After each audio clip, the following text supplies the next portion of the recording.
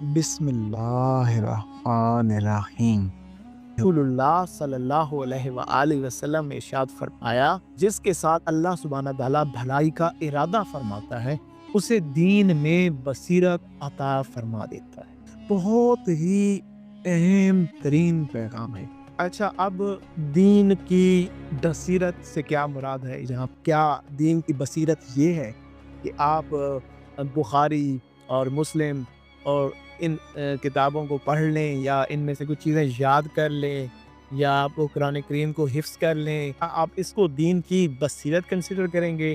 کیا یہی دین ہے؟ تھوڑا سا تدبر کرنا پڑے گا اس حدیث مبارکہ کی اصل حقیقت تک پہنچنے کے لیے ہمیں جو ہے وہ تھوڑی سی کوشش کرنی پڑے گی۔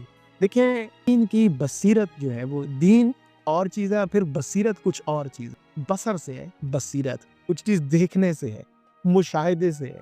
دیکھیں، جب اللہ سبحانہ تعالیٰ کسی شخص سے بھلائی کا، کسی شخص کے اوپر کرم نوازی کرنے کا ارادہ فرماتا ہے تو اس کو پہلے دین کے لیے وقت اس کے پاس میسر آتا ہے۔ وہ دین کے لیے وقت نکالنا شروع کر دیتا ہے اور اس کو یہ برکت ملنا شروع ہو جاتی ہے۔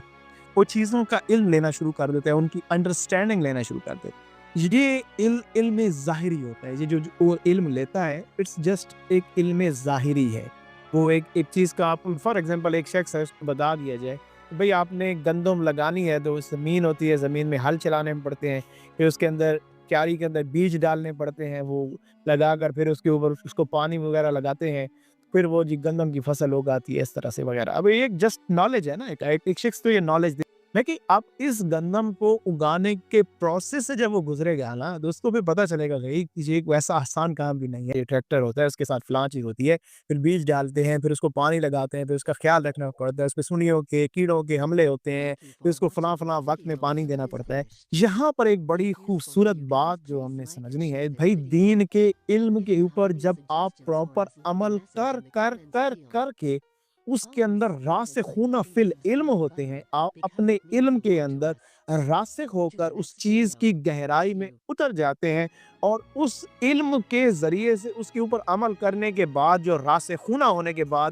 اندر سے جو آپ کو اس بات کا عمل کا علم ملتا ہے، اصل حقیقی علم دین وہ ہوتا ہے، بصیرت والا علم، مشاہدے والا علم وہ ہوتا ہے۔ اور پھر اللہ جس کو یہ بصیرت والا علم عطا کر دیتا ہے، جب وہ دین کے اندر میں سے خود پاس تھرو ہو کے اس کی گہرائیوں میں اتر کر اس کے اندر کا حقیقی علم حاصل کر لیتا ہے، جو اس کے اوپر اخلاص کے ساتھ جو وہ عمل کر رہا تھا اس کے بدلے میں اس کو ملا، اس کو کہتے ہیں بصیرت والا علم۔